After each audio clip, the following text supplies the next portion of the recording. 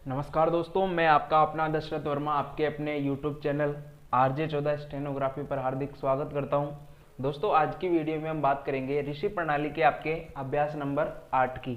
दोस्तों, अभ्यास नंबर 8 आपका कहता है कि जो निम्नलिखित संकेत है उनको हमें हिंदी में ट्रांसलेट करना है, हिंदी देवनागरी लिपि में लिखना है। दोस्तों, कुछ संकेत हैं, इन संकेतों के ऊपर मात्राओं का यूज़ किया गया है, स्वरों का यूज़ किया गया है।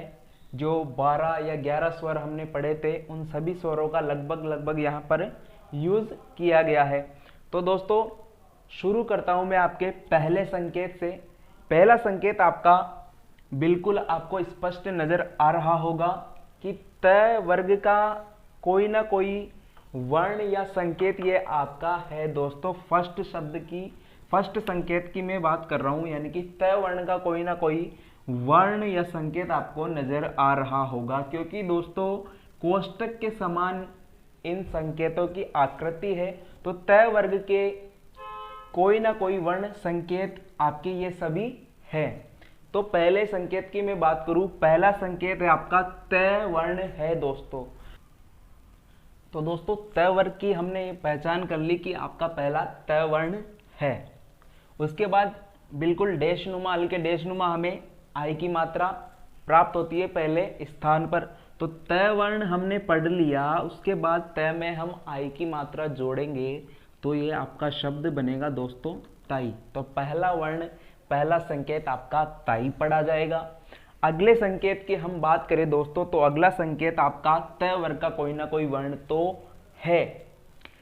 गहरी रेखा आपको नजर आ रही होगी दोस्तों, बिल्कुल गहरी रेखा है। और मात्रा की बात करें तो माँ चोर कूदा से हमें आ ओ और उ की मात्रा डैश वाली प्राप्त हुई थी। तो सेकंड पैलेस पे बात करें तो सेकंड स्थान पर आपकी ओ की मात्रा पढ़ी जाती है दोस्तों। संकेत या वर्ण की हम बात करें तो वर्ण आपका द पढ़ा जाएगा यहाँ पर ये। और मात्रा की बात करें तो मात्रा आपकी ओ की मात्रा है, सेकंड पैलेस पे लग रही है, बिफोर यानी सॉरी दोस्तों आफ्टर में लग रही है, बाद में लग रही है, तो आपकी बाद में पढ़ी जाएगी। तो दूसरा संकेत आपका दो पढ़ा जाएगा दोस्तों। अगले संकेत की मैं बात करूं तो अगला संकेत आपका बिल्कुल समान है दोस्तों। बिल्कुल फर्क इतना सा है कि ये गहरा, ये भी गहरा, लेकिन इसमें हल्का सा कट है दोस्तों। तो उस स्थिति में ये आपका द वर्ण न पढ़ा जाकर आपका ध वर्ण पढ़ा जाएगा। मात्रा आपकी दोस्तों सेकंड पैलेस पे डैश नुमा मात्रा है, बाद में लगाई जा रही है, यानी आफ्टर वाले भाग में लगाई जा रही है। तो आपकी डैश नुमा सेकंड पैलेस पे ओ की मात्रा पढ़ी जाती है, तो ये आपका धो पढ़ा जाएगा दोस्तों। अगले संकेत की मैं बात करूं तो अगला संकेत आपका बिल्कुल इजी है दोस्तों। हल्का सा आपका कोष्टक है, त वर्ग का कोई ना कोई वर्ण तो आपका ये होगा, तो ये आपका थ वर्ण है दोस्तों। मात्रा की बात करें तो बिल्कुल बिंदु नुमा मात्रा आपकी सेकंड पैलेस पे हमेशा जलेबी। जलेबी शब्द से हमने 3 मात्राएं याद की थी, ए और ई की दोस्तों। तो सेकंड पैलेस पे बिल्कुल बिंदु नुमा मात्रा आपकी एक ही मात्रा पढ़ी जाती है। चूंकि बाद में लग रही है तो बाद में आपकी एक ही मात्रा पढ़ी जाएगी। तो ये आपका शब्द बना थे, तो ये आपका दोस्तों थे शब्द पढ़ा जाएगा। अगले शब्द की मैं बात करूं, अगला शब्द है आपका बिल्कुल दोनों समान है दोस्तों। ये भी आपका थ वर्ण है, बीच में से हल्का सा कट है, थ वर्ण आपका ये भी है। फर्क है मात्रा का, वही मात्रा है दोस्तों, बिंदु नुमा है, लेकिन मात्रा का फर्क है कि ये सेकंड स्थान पर है, बिंदु नुमा है, और ये आपकी थर्ड स्थान पर है। तो मैंने कहा था जलेबी, तो ए और ई की मात्रा आपकी फर्स्ट, सेकंड और थर्ड पैलेस पे बिंदु नुमा लगाई जाती है। तो ई की मात्रा थर्ड पैलेस पे बिंदु नुमा लगेगी, तो ये आपका थ तो हमने पढ़ लिया, और ई की मात्रा आफ्टर वाले भाग में लग रही है, तो हम इसे ई की मात्रा पढ़ेंगे, तो ये आपका थी पढ़ा जाएगा। अगले संकेत की बात करें दोस्तों तो अगला संकेत आपका बिल्कुल इजी है। वर्ण आपका रहेगा द वर्ण, ये पढ़ा जाएगा दोस्तों, बिल्कुल डार्क है। मात्रा की बात करें दोस्तों तो मात्रा बिल्कुल जो पिछले वाला संकेत हमने पढ़ा ई की मात्रा, थर्ड प्लेस पे बिंदुनुमा, थर्ड प्लेस पे बिंदुनुमा, यहाँ पर भी हमें यही मात्रा प्राप्त होती है। तो ये आपका ई की मात्रा पढ़ी जाएगी। तो द हमने पढ़ लिया और ई की मात्रा हमने ज्ञात कर ली, तो ये आपका द और ई की मात्रा बड़ी डी पढ़ा जाएगा। अगला संकेत दोस्तों आपका बिल्कुल इजी है। माइक अंकल उठना से हमें 3 मात्राएं मिली थी, आई, अंग और छोटे ऊ की मात्रा हमें मिली थी दोस्तों। तो ये आपकी अंग की मात्रा है, बिल्कुल हल्का सा डैश है आपका अंग की मात्रा है। तो अंग हमने पढ़ लिया दोस्तों, मात्रा हमने पढ़ ली। और त वर्ग का कोई ना कोई वर्ण है, तो ये आपका त वर्ण है, हल्का है, हल्का कोष्टक त पढ़ा जाएगा। तो ये आपका अंग हमने पढ़ा, उसके बाद त पढ़ा, तो ये आपका अंत पढ़ा जाएगा दोस्तों। अगला संकेत आपका बिल्कुल सेम है, ये भी आपका अंत है, किताब में इसे 2 बार दिया गया है। तो ये भी आपका अंत पढ़ा जाएगा और ये भी आपका अंत पढ़ा जाएगा। अगले संकेत की मैं बात करूं दोस्तों तो अगला संकेत आपका है माइक अंकल उठना से हमें 3 मात्राएं मिली थी। तो ये आपका द वर्ण तो हमने पढ़ लिया, द वर्ण तो हमने पढ़ लिया। और थर्ड प्लेस पे चूंकि ये आपकी बिफोर में मात्रा है हल्के डैश नुमा, माइक अंकल उठना, थर्ड प्लेस पे हमें ऊ की मात्रा मिल रही है, तो ये आपके छोटे ऊ की मात्रा मिल जाएगी। तो ये आपका उद पढ़ा जाएगा दोस्तों। अगले संकेत की मैं बात करूं दोस्तों तो अगला संकेत आपका बिल्कुल सरल है। संकेत आपका दोस्तों थ पढ़ा जाएगा।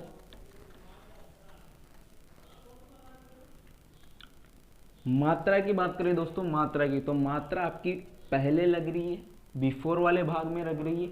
माँ चोर कूदा से हमने डैश वाली मात्रा प्राप्त की थी, तो यह आपकी आ ओ और उ से हमें प्राप्त होती है आपकी ओ की मात्रा। तो ये आपका ओथ पढ़ा जाएगा। अगले संकेत की मैं बात करूं तो अगला संकेत आपका दोस्तों बिल्कुल इजी है। फर्स्ट प्लेस पे डैश नुमा, माँ से हमें आ की मात्रा मिली, तो आ हमने पढ़ लिया। बिल्कुल गहरा कोष्टक मिला, कटा हुआ मिला, तो हमने ध पढ़ लिया। तो ये आपका आद शब्द पढ़ा जाएगा दोस्तों। वही बात, पहले हमें देशनुमा मात्रा मिल रही है दोस्तों, बिल्कुल हल्की देशनुमा मात्रा आपकी ऊ की मात्रा कहलाएगी। उसके बाद में संकेत हमें तय नजर आ रहा है, तो ये आपका उत शब्द पढ़ा जाएगा।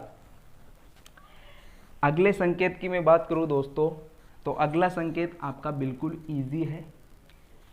तय हमने पढ़ लिया, ये आपका तय कहलाएगा। मात्रा की बात करें, सेकंड प्लेस पे आ ओ और उ डेशनुमा मात्रा मिल रही है ओ की, तो तय के ऊपर मिल रही है, बाद में मिल रही है, तो ये आपका तो हो जाएगा, ओ की मात्रा मिल रही है।